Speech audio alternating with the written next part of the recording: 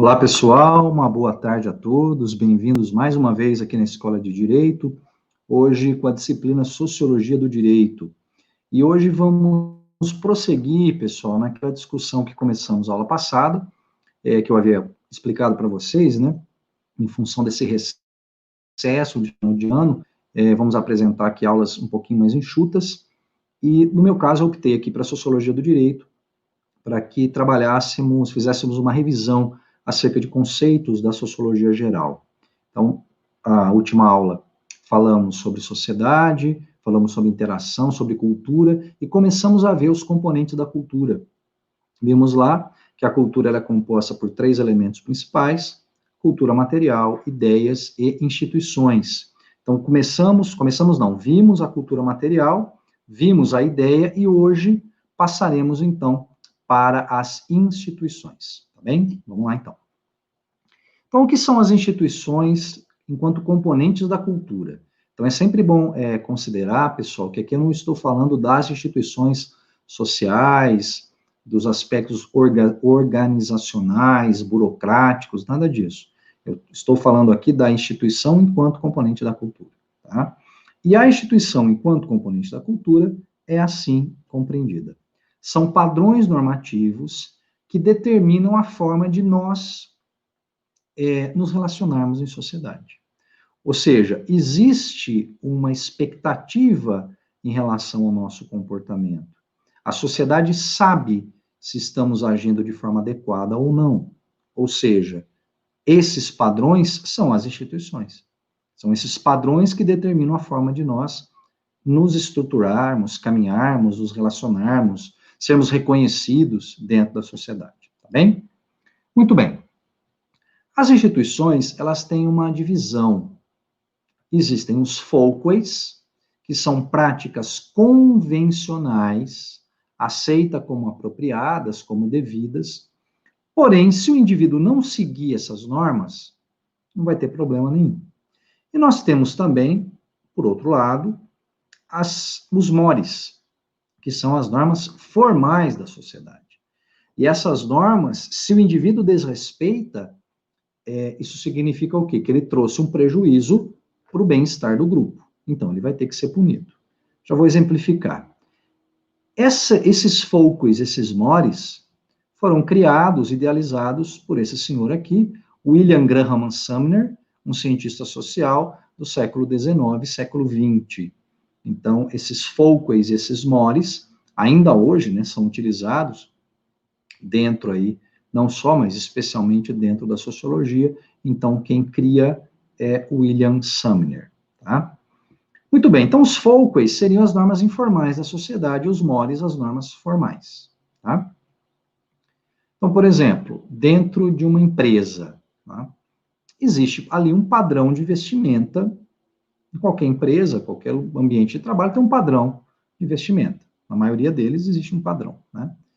Se o indivíduo, na sua prática diária do trabalho, ele passa a se vestir de maneira que se choque, se confronte com aquele padrão estabelecido pela empresa, aquilo pode gerar um estranhamento no primeiro momento, né? Mas, com o passar do tempo, as pessoas que convivem com aquela pessoa que está destoando um pouquinho do padrão de vestimenta, por exemplo, um exemplo que eu estou dando, né? Isso não vai trazer um prejuízo para ela, a não ser, claro, que a empresa coloque, ó, faça parte lá da regra, não pode usar tal tipo de roupa, não, outra coisa. Mas no ambiente de trabalho, numa empresa, num lugar que não tem essa exigência, isso não vai ter problema, né? Mesmo porque quando a gente sai às ruas, né, e agora devemos sair muito menos, né, por conta do quadro pandêmico aí, mas nós notamos o que é um padrão de comportamento de vestimenta nas ruas.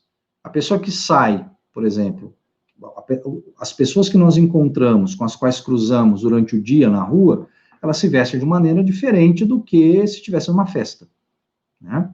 Então, existem regras informais que não vão trazer um prejuízo significativo se a pessoa não cumprir.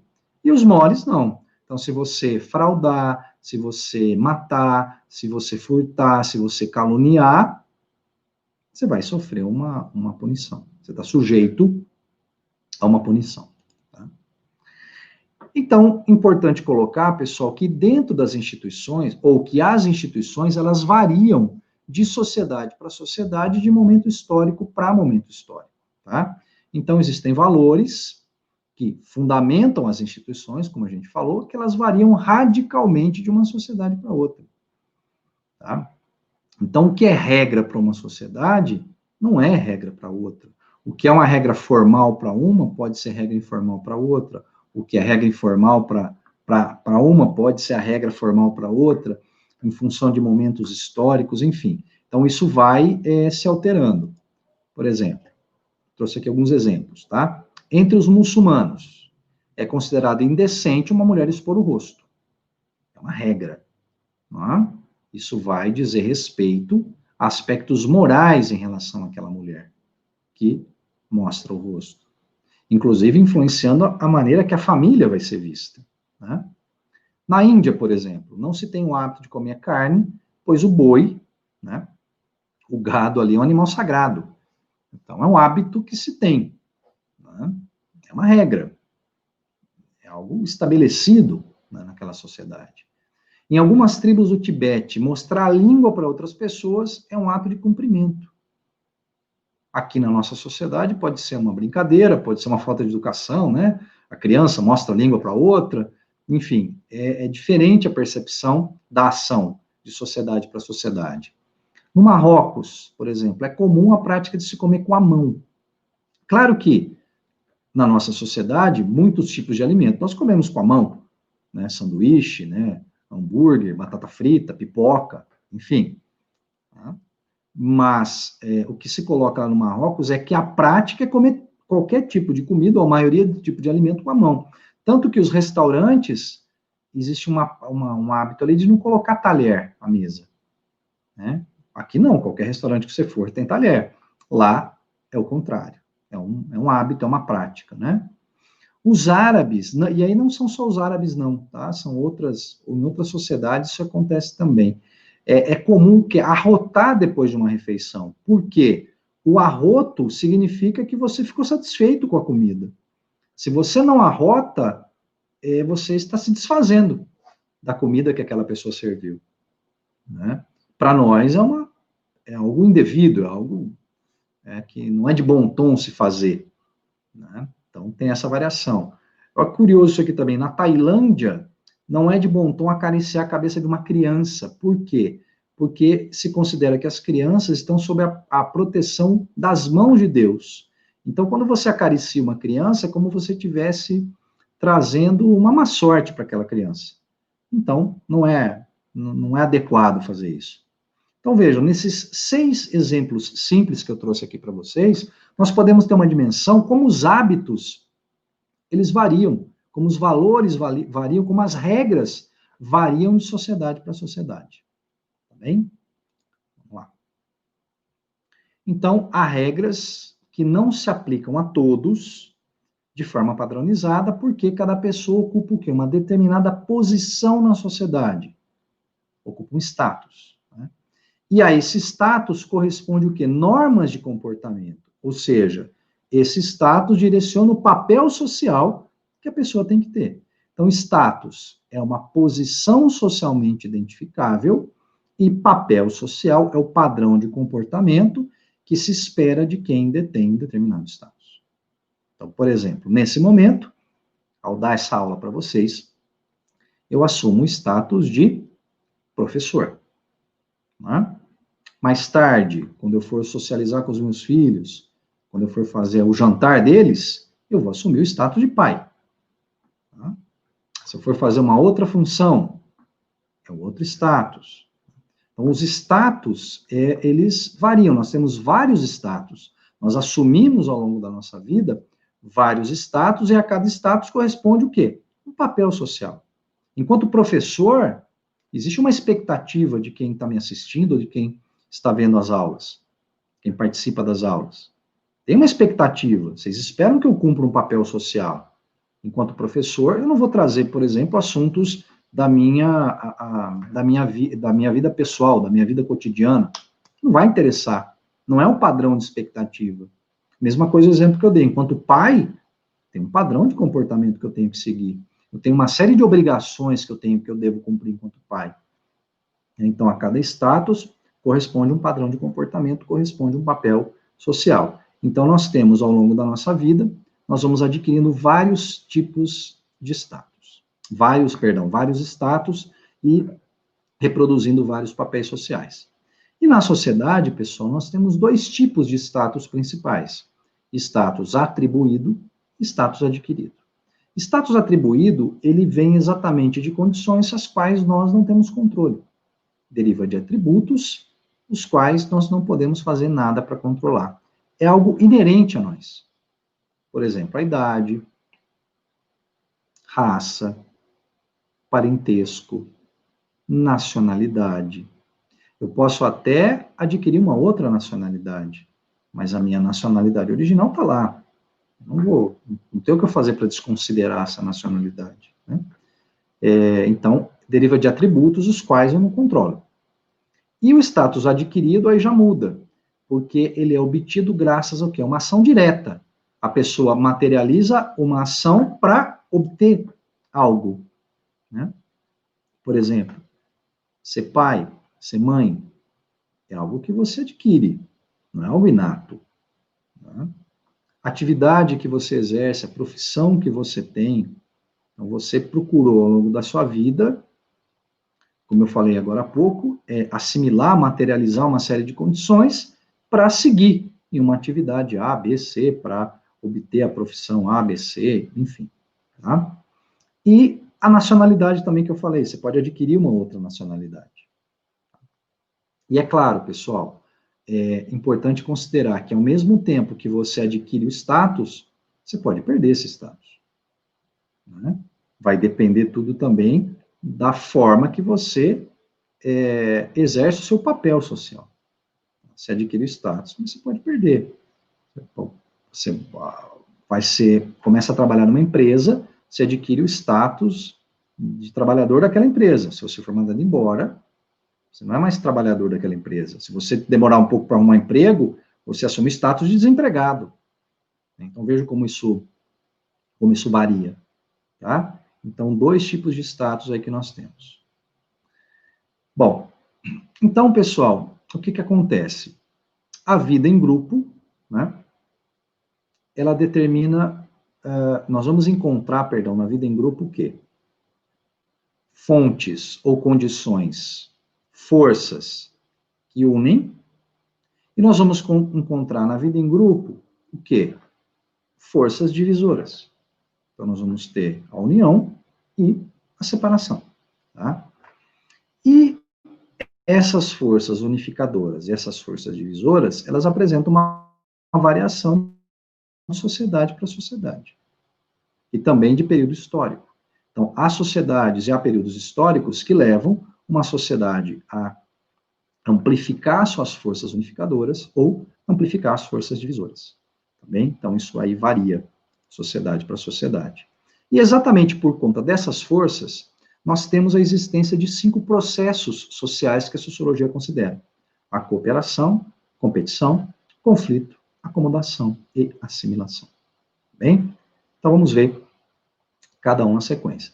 Lembrando aqui sempre, pessoal, que a ideia, né, que a estrutura da aula é exatamente ser algo mais sintético, mais objetivo, para que recuperemos alguns conceitos importantes, tá bem? Então, vamos lá com a cooperação. A cooperação é quando há o desempenho de funções idênticas, em linhas gerais, tá? Então, você está de carona com algumas pessoas no carro, acaba a gasolina do carro no meio do caminho. Se as pessoas forem realmente amigas do motorista ou da motorista, tiverem consideração, respeito por ela, vai todo mundo descer e empurrar o carro. É um tipo de cooperação. Estão desempenhando a mesma função. Só que dentro da cooperação tem uma dissociação. É cooperação também trabalho associado. É quando existe o prazer pelo trabalho em grupo. As pessoas não precisam trabalhar em grupo, porém, pelo bom relacionamento que elas têm, né, pela possibilidade de um êxito muito maior nesse trabalho em grupo, a sociedade, ela vai, os indivíduos, então, vão articular esse trabalho associado a essa cooperação, tá? E nós temos também o labor suplementar. É quando se visa, todos visando o mesmo objetivo, só que cada um tem uma função específica, cada um tem uma função especial ali. Por exemplo, para um motorista sofre um acidente. Então, existe lá o socorrista, existe a pessoa que vai receber no hospital, existe a enfermeira, o anestesista, o cirurgião, enfim, todos fazendo um esforço coletivo para salvar o que é a vida da pessoa. Tá? Então, é um exemplo de labor suplementar. Cada um tem uma função, mas visando o mesmo objetivo. Porém, em linhas gerais, para a sociologia, a cooperação é o desempenho de funções idênticas. E aí entra o segundo aspecto, pessoal. O segundo processo social, deixa eu só empurrar aqui um pouquinho meu monitor, que é exatamente a competição. A competição é o quê? É a forma fundamental de luta social, tá? E aí vem duas questões importantes, pessoal. Para que as pessoas competem e por que elas competem? Então, existem essas duas condições. Então, a competição é forma básica de luta social. Qual tipo de luta? Luta física, ideológica, trabalhista, política, não importa, tá? Então, a competição, forma fundamental de luta social. E aí tem essas duas perguntas. Para que tem competição? Por quê? Para quê? Primeiro, por que ou para que as pessoas competem? Quando falamos em para, significa o quê? Fim, finalidade, tá? E a competição, ela vai se dar, por exemplo, para conseguir uma titulação acadêmica, né, para conseguir uma graduação, uma pós-graduação. As pessoas competem para obter um emprego. As pessoas competem para serem reconhecidas, né, ainda mais em época, né, de exposição nas redes sociais, daquilo tudo que fazemos, nós precisamos, né, cada vez mais do reconhecimento do outro. As pessoas competem para vencer, né, para obter para ser campeão de algo, né, por exemplo, na área esportiva. As pessoas competem para buscar capital, para obter dinheiro. Então, o fim da competição é variado. Então, as pessoas competem para a obtenção de tudo isso. E aí vem a segunda questão. Por que as pessoas competem? Ora, nós competimos porque não há tudo para todos. Se houvesse recursos para todos, não teria por que ter competição. Se houvesse vagas na faculdade para todas as pessoas, não teria que ter um instrumento, não precisaria ter um instrumento ali de seleção, que é o vestibular, por exemplo. Né? Então, a razão de se ter a competição, o porquê de se disparar a competição, é porque não há tudo para todos. Então, existe uma insuficiência de recursos. E aí nós temos dois tipos de competição. A competição pura e simples e a competição personalizada. Tá? E aqui vamos detectar a importância e a diferença das duas. Competição pura e simples, pessoal, é o quê? O indivíduo, ele se ocupa exclusivamente do quê? Do seu objetivo. Então, ele olha para frente e ele enxerga lá o que ele quer. Eu quero dinheiro, eu quero ter como objetivo o emprego, a formação, eu quero vencer, enfim. Ele olha tão somente para o objetivo. Tá? Competição pura e simples. Então, o indivíduo que vai prestar o vestibular, ele entrou numa competição pura e simples. Ele sabe que existem várias pessoas querendo o mesmo que ele. Na competição personalizada, aí a coisa muda de figura. O que é algo personalizado, pessoal? É algo próprio, característico de cada um. Né? Personalizado tem a ver com a pessoa. Ou seja, aquele indivíduo da competição pura e simples, ou esse indivíduo da competição personalizada, como o indivíduo da competição pura e simples, ele está olhando o objetivo também. Ele não deixou de olhar o objetivo, ele não deixou de observar o que ele quer. Porém, ele vai reparar também em quem ou com quem ele tem que competir. Por isso que é algo personalizado. Então, ele não está olhando tão somente para o objetivo. Ele olha para as pessoas ou para a pessoa com quem ele compete. E da competição personalizada, portanto, surge a seguinte condição. Perdão, falhou aqui. Essa pessoa, ela se torna o quê? A sua rival. Né? Então, na competição personalizada, nós temos essa condição. Né? Então, é importante colocar o quê? Que a competição, ela traz algumas características. Primeiro, a competição, ela intensifica a produção. Então, quando os indivíduos, eles estão produzindo algo, e aquela produção vai levar, por exemplo, a um prêmio, a um benefício, as pessoas vão produzir de forma mais intensa. Então, por exemplo, numa sala de aula, o professor divide a sala em grupos e coloca que somente o melhor trabalho que vai ter a nota. Os outros não vão ter nota nenhuma. As pessoas vão produzir de forma mais intensa, porque está em jogo lá o quê? Um prêmio que é insuficiente para todos, que é escasso. Tá? Outro elemento, pessoal, há vamos dizer assim, um recolher das forças, né? A pessoa não vai mais se esforçar tanto quando o competidor ele é muito superior ou muito inferior. Tá? Então, a competição já acontece a partir de um tempo. Se durante esse tempo uma parte ficou muito mais forte que a outra, o que vai acontecer? Não tem porquê, né, a pessoa continuar se intensificando dessa forma. Tá? Outro exemplo, quanto menor o grupo, maior o interesse pela competição. Quanto menor o grupo, quanto menor o grupo, maior o interesse. Quanto maior o grupo, menor o interesse pela competição. Por quê? Quando nós temos um grupo menor de pessoas competindo, fica clara a seguinte regra: todo mundo tem que fazer, porque se eu não fizer, o outro não vai conseguir fazer a minha parte. Agora, se temos um grupo maior, a tendência é geralmente do quê? De uma, vamos dizer assim, de uma acomodação. Né?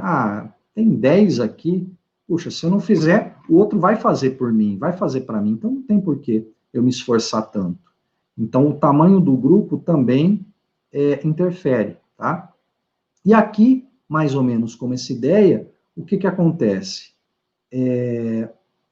Nós temos também um recolhimento, essa palavra que eu queria lembrar, pessoal, um recolhimento dos esforços a partir do momento que acontece a competição.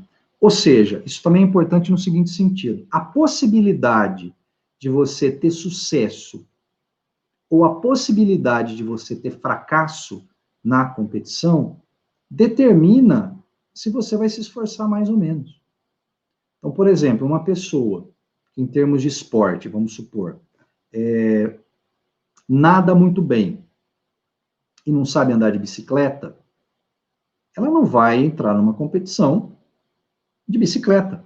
Por quê? A probabilidade dela ter sucesso nessa competição é muito menor.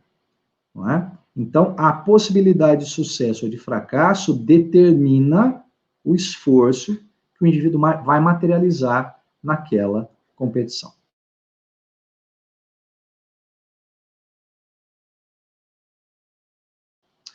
Muito bem, pessoal, por hoje, então, meu acesso, trabalhando um conceito, um conteúdo especial para vocês, e no qual eu resolvi pílulas aí da sociologia geral, fazendo uma revisão. Muito bem, pessoal, então essa nossa aula, a nossa última aula do ano.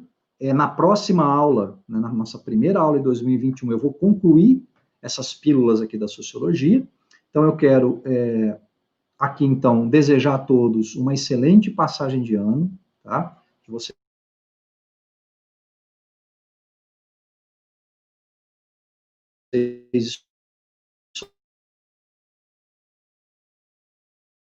sua família tenham uma excelente passagem de ano, que de paz efetiva, de bom senso, de equilíbrio e de muita caridade, tá bem? Muito obrigado, pessoal, e até a semana que vem.